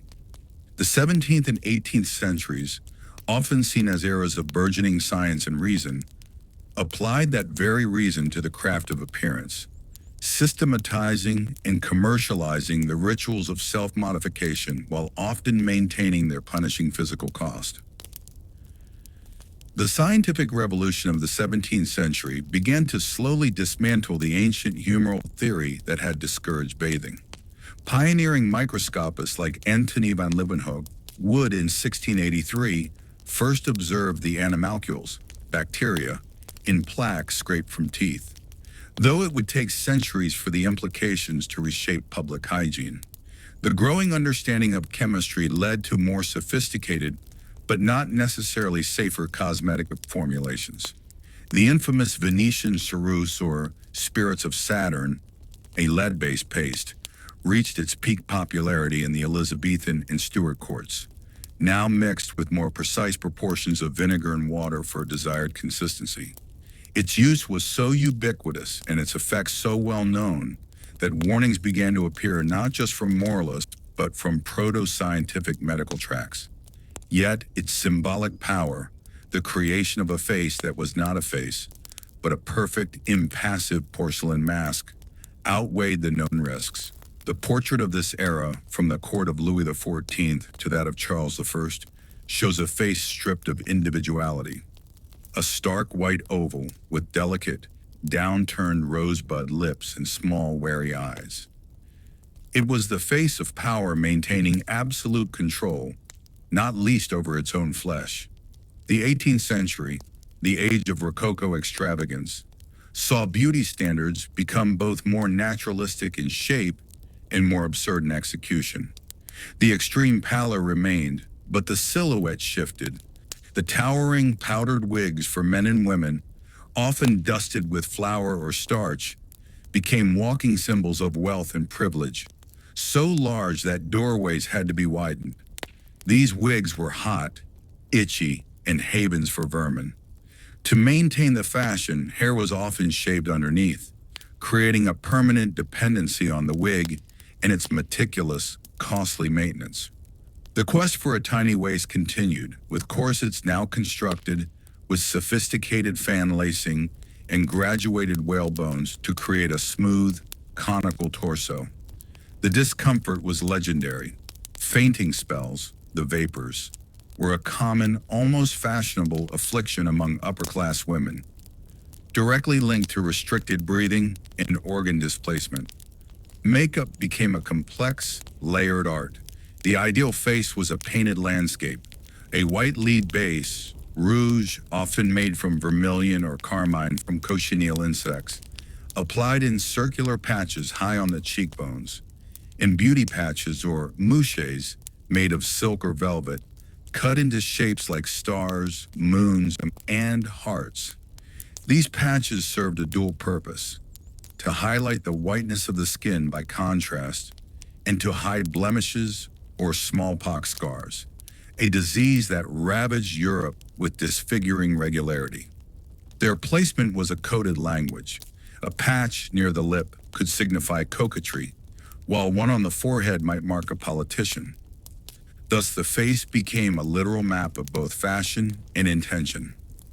But perhaps the most sinister development of this era was the globalization and democratization of beauty's dangers. The colonial triangle trade brought new substances into the European beauty arsenal. Sugar, now more plentiful, rotted teeth at an unprecedented rate among the wealthy, making blackened or missing teeth even more common and increasing the demand for painful, ineffective dentures. The exploitation of colonies also brought new dyes and materials, but the core toxic ingredients, lead, mercury, arsenic, remain staples, now sold in ready-made pots and jars by burgeoning commercial enterprises rather than mixed at home by an apothecary. The philosophical Enlightenment, with its focus on nature, reason, and the rights of man, did produce a backlash against the artifice of the court. Thinkers like Jean-Jacques Rousseau championed a return to natural simplicity in dress and manners. In England, the Puritans had long associated elaborate grooming with sin and monarchy. This ideological shift eventually manifested in fashion. The post-French Revolution empire silhouette of the early 19th century rejected tight corsets in favor of high-waisted, flowing gowns inspired by classical Greece, and makeup fell temporarily out of favor as a sign of aristocratic decadence. However, this rejection was brief and superficial. The Victorian era of the 19th century would see a violent pendulum swing back to extreme restriction, layering the old tortures with a new language of morality, pseudoscience, and industrial efficiency. The corset returned with a vengeance, now engineered with steel busks and geared lacings, and justified by medical theories about needing to support the weaker female frame. The cult of female purity and the angel in the house ideal demanded a fragile, fainting, pale beauty, an aesthetic achieved through tight lacing, avoidance of sun, and the use of arsenic-laced complexion wafers to clear the skin. The industrial production of cosmetics, though still largely unregulated, began to replace home concoctions, with products like Laird's Bloom of Youth, a carmine rouge, and various face powders containing lead or bismuth being widely advertised. Thus, each era inherited the medieval foundation of beauty as pain and rebuilt it with the materials and ideologies of its time. The lead of the medieval ceruse became the lead in Victorian face powder. The restrictive pair of bodies evolved into the Victorian steel-bone corset. The theological guilt of the Middle Ages transformed into the moral and scientific guilt of the 19th century, which pathologized the natural body and prescribed constriction as both beautiful and healthy. The methods were refined, the packaging became commercial, and the justifications changed from divine order to natural philosophy to medical necessity. But the central truth endured. The female body, in particular, was seen as a site of disorder that required constant, often painful correction to fit the prevailing social schema. The journey from the medieval dungeon to the modern world is not a story of linear progress from darkness to light, but a story of adaptation. The chains were polished, redesigned by engineers, and marketed as liberation. The poisons were diluted, perfumed, and sold in elegant packaging. The psychological prison was remodeled with walls of romantic novels, women's magazines, and later, film and television screens. But the lock still turned on the same fears of social exclusion and inadequacy. To understand the relentless pressure of today's beauty standards, the surgical knives, the injectable toxins, the relentless dietary scrutiny, one must see them not as a modern aberration, but as the current point on a continuum that stretches back centuries. The machinery of beauty has always been powered by a volatile fuel mixture of social anxiety, economic ambition, and the deep human yearning to belong. The furnace first stoked in the medieval world still burns. We have simply become more sophisticated and in some ways more complicit.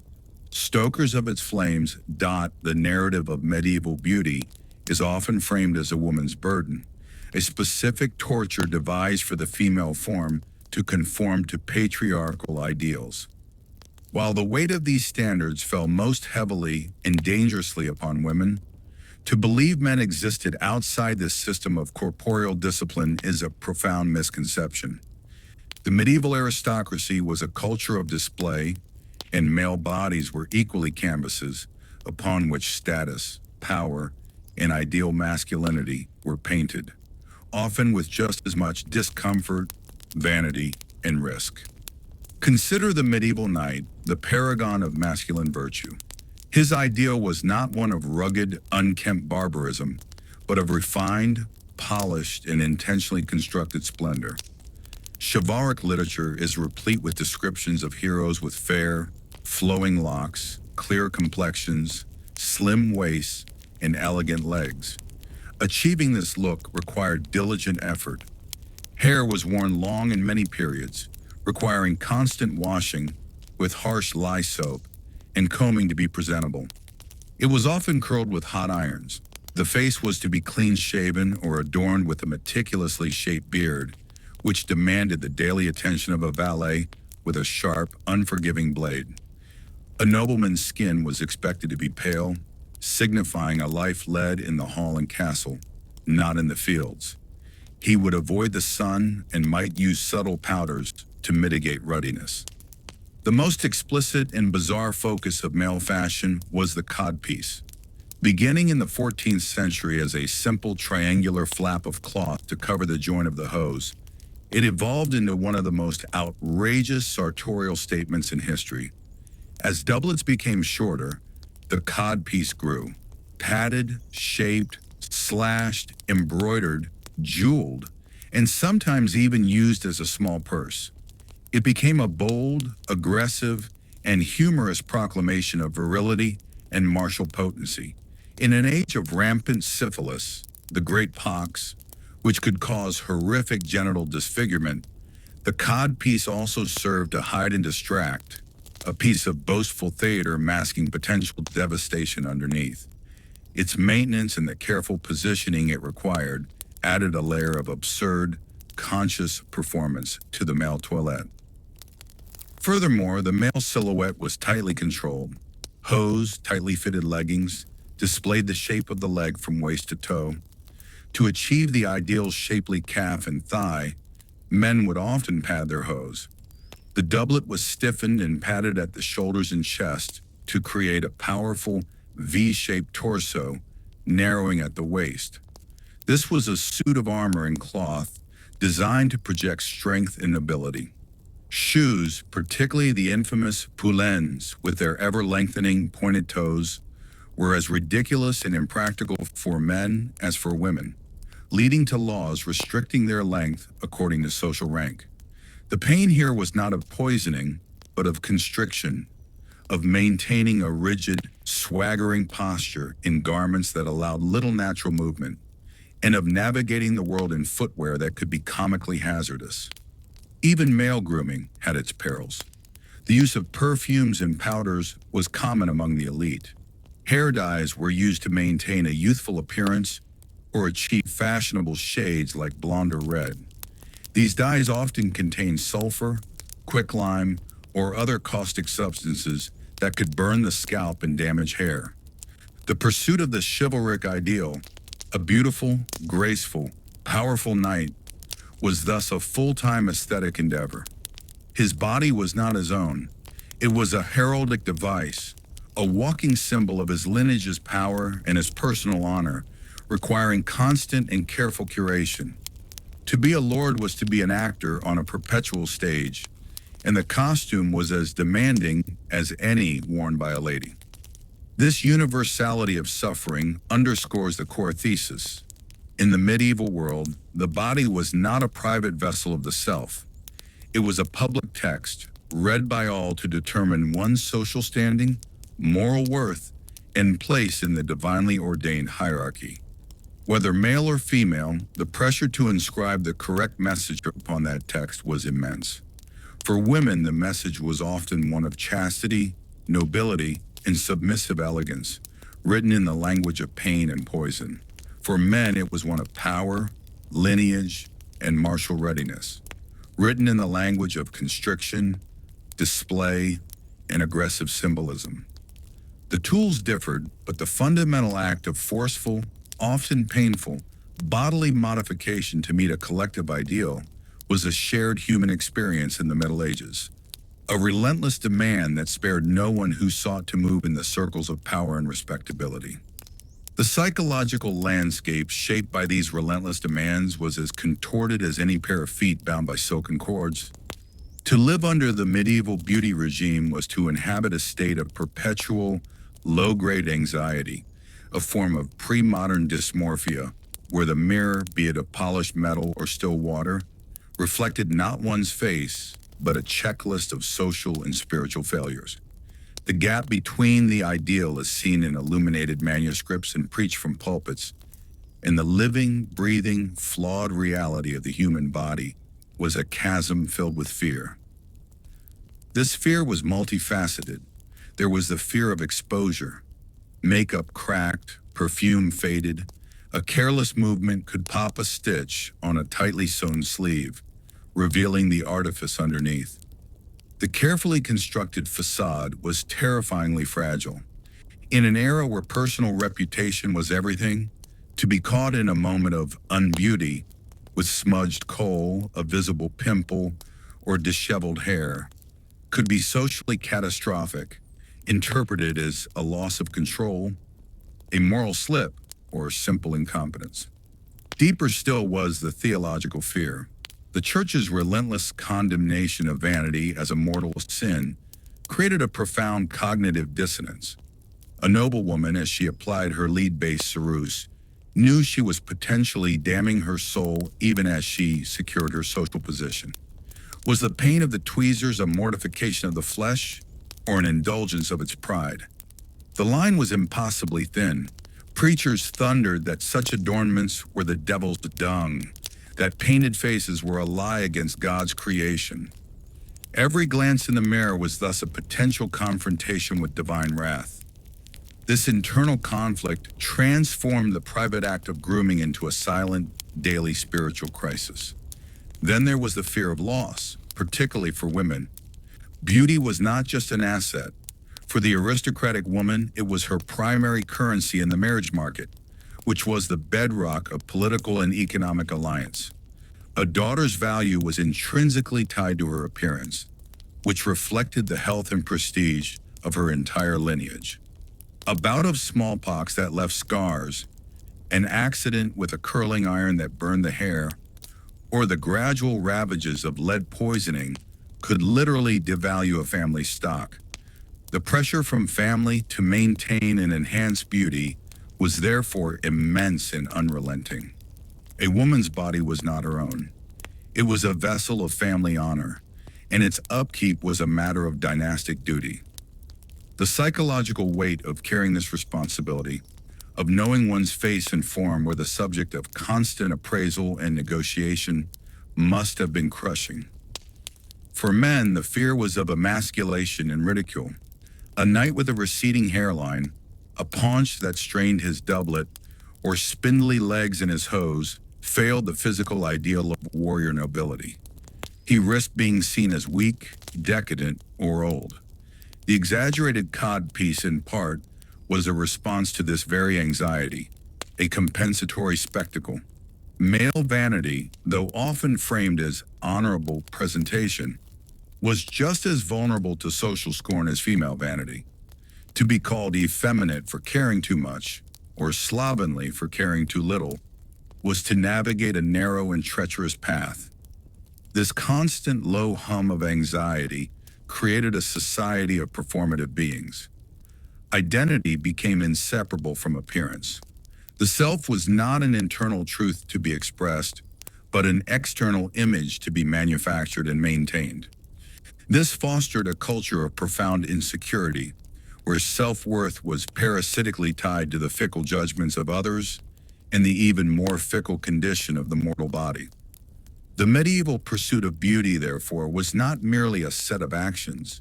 It was a state of mind, a dungeon of the psyche where the walls were made of mirrored glass, each reflection showing not who you were, but who you desperately, and often futilely, were trying to be.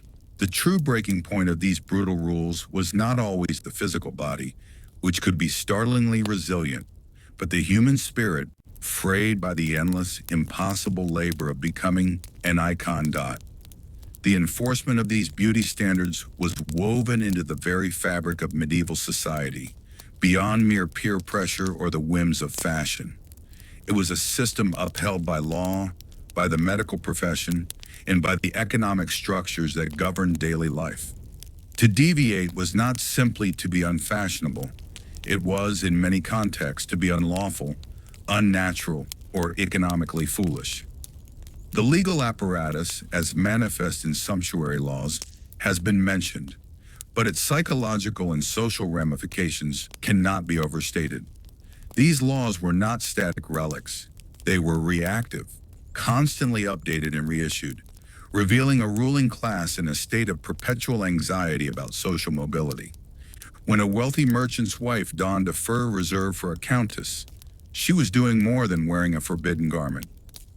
She was performing an act of semantic rebellion, blurring the visual language that kept the social order legible and stable. The state's response, fines, confiscation, public shaming, was a violent reassertion of that language. The body, therefore, became a battleground for class warfare. The pain of adherence, the tight corset, the plucked skin, was, for the aristocracy, the pain of maintaining hegemony. The pain of denial, the fine wool when you could afford silk, was, for the aspiring classes, the pain of enforced inferiority. Beauty rituals were thus politicized to an extraordinary degree. Every sartorial choice was a quiet negotiation with power. Our medicine, or what passed for it, provided a pseudo-scientific justification for this torture. The prevailing Galenic humoral theory dictated that health was a balance of four bodily fluids: blood, phlegm, black bile, and yellow bile. Complexion, hair, and body shape were seen as direct external indicators of this internal balance. A pale complexion signaled a cool, moist, phlegmatic disposition associated with passivity and chastity, idealized female traits. A ruddier face indicated a sanguine or choleric humor linked to heat, passion, and activity, more masculine traits. Therefore, a woman using ceruse to achieve pallor was not merely following fashion. She was, in the eyes of medical theory, aligning her external appearance with her supposed internal biological nature. The practice was medically rationalized. Similarly, the use of harsh purges and bloodletting to achieve a good color or treat female problems was standard, linking the quest for a specific appearance to painful, often debilitating medical treatments. The barber surgeon, with his lancet and leeches, was as much a beautician as the apothecary with his pots of paste. Economically, the beauty regime created a vast network of dependency and exploitation. The journey of a single item, a lady's veil of silk, traces this web. The silkworm was cultivated perhaps in China or Byzantium. The raw silk was shipped thousands of miles via the Silk Road or Venetian galleys, passing through the hands of Muslim, Jewish, and Christian merchants, each taking profit. In a European workshop, it was spun and woven by skilled artisans, often working in difficult conditions. It might then be dyed with expensive kerm by a master dyer, whose craft was protected by guild secrets. A seamstress, perhaps a widow working in her home, would fashion it into a veil. A goldsmith might provide minute clips or a jeweled net to hold it. Finally, a lady's maid, herself a woman of some skill and low status, would artfully drape and pin it each morning. The veil represented capital, global trade, specialized labor, and the unacknowledged work of countless individuals. Its presence on that noble woman's head was the endpoint of an economic chain that spanned continents and social strata. Her beauty was quite literally built on the labor of an invisible army. This dependency flowed both ways. The demand for luxury goods sustained entire cities and trades, making the elite's vanity a key engine of the medieval economy. To cease the pursuit of beauty would have been to collapse a delicate economic ecosystem. Within the domestic sphere, the burden of maintaining this standard fell overwhelmingly on women, both the mistress and her servants. The morning toilette of a noblewoman was a ritual that could take hours and involve several attendants. The washing with rose water, the application of toxic creams, the plucking, the combing and styling of hair, often intertwined with ribbons or false hair, the lacing into multiple layers of garments. This was a complex, skilled operation. The ladies' chamber was a laboratory of appearance, and the maids were its technicians. For the lady, it was a time of passive submission to this process, a daily reaffirmation of her role as a decorative object. For her servants, it was exhausting, meticulous labor. They breathed in the poisonous dust of the face powder, handled the harsh soaps and dyes, and bore the blame for any sartorial mishap. Their own appearance, meanwhile, was dictated by a different, stricter set of sumptuary rules. They had to be neat and clean to reflect well on their mistress, but never so fine as to challenge her. The beauty of the elite was thus a collective project, demanding the subordination and labor of other women to sustain the illusion of effortless perfection. The performance extended to public life in highly ritualized ways. Courts were theaters of display. A feast or a tournament was not merely an entertainment. It was a competitive exhibition of wealth and beauty. The entry of the lord and lady into the great hall was a calculated spectacle. The rustle of silk, the gleam of jewels under torchlight, the sheer volume of fabric in a trailing gown or oversized sleeve, all were measures of power. Poets and minstrels would extol the lady's beauty in formulaic terms, comparing her to ivory, gold, and rare flowers. This public praise was not personal.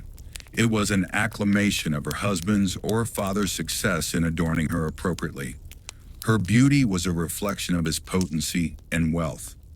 In this context, a failure to meet the standard was a public humiliation for the entire household, a sign of economic shortcoming or weak governance.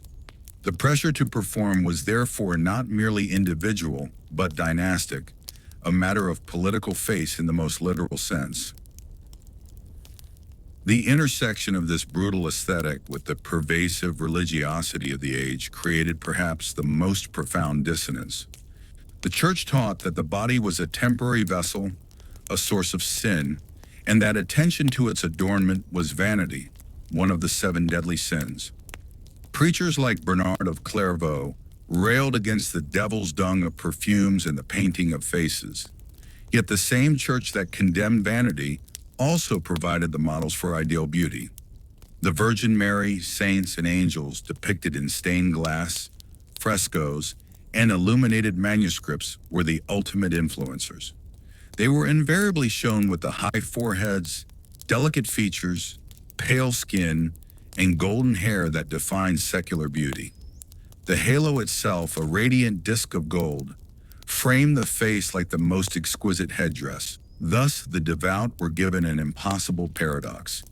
To emulate the physical beauty of the holy figures was a sin, yet to behold that beauty was to behold the divine.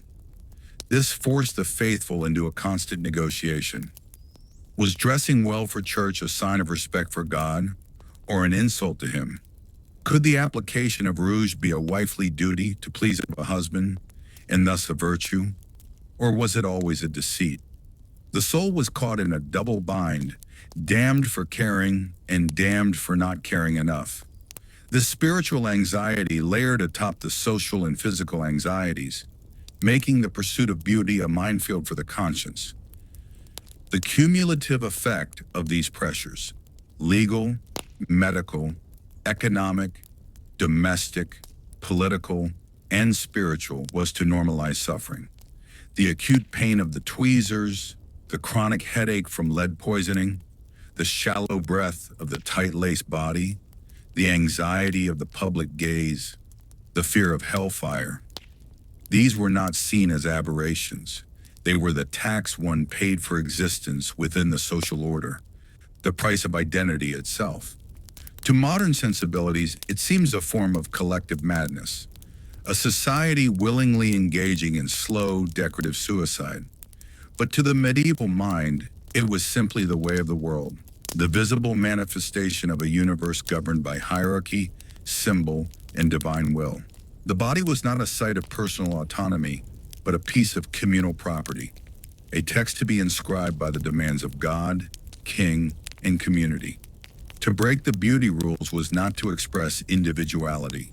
It was to become illegible, to opt out of the human conversation, and to risk becoming a non-person. In the face of such a profound existential threat, the physical breaking of the body must have seemed the lesser evil. The true horror of medieval beauty rules lies in this revelation. They were so effective not because they were merely painful, but because they were, in the context of their time, perfectly logical.